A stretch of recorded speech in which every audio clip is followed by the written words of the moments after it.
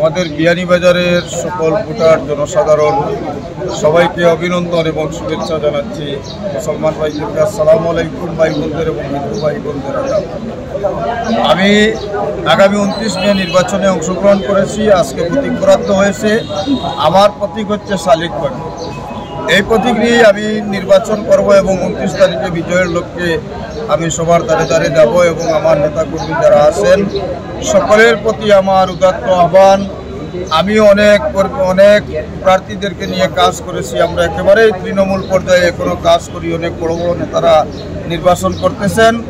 আমি একেবারেই তৃণমূল পর্যায়ে মানুষের সাথে মিলেমিশে থাকা এক মানুষ। তাই আমি আমার সকল কর্মীদেরকে অনুরোধ করব, সবাই মানুষের সাথে মিলেমিশে একাকার হয়ে মানুষের মন জয় করে, যেহেতু মানুষের সেবা করতে হবে, এই সেবার অভিপ্রায় এবং মনোভাব নিয়ে মানুষের কাছে কাছে যেতে হবে, দ্বারে দ্বারে যেতে হবে এবং মানুষকে এই আমাদের প্রতীকটা মানুষের কাছে পৌঁছাতে হবে। আগামী 29 তারিখ নির্বাচনে আমি সকলের কাছে উদাত্ত আহ্বান জানাই। সবাই যারা নির্বাচন করতেছেন, আমি একেবারেই তৃণমূল থেকে মানুষের কাছে থেকে কাজ করে একজন মানুষ। ইউনিয়ন পর্যায়েও আমি মানুষের দায়িত্ব পালন করেছি। তাই আগামী 29 তারিখ নির্বাচনে আমাকে শালিক প্রতীকে ভোট দিয়ে আপনারা সবাই নির্বাচিত করবেন।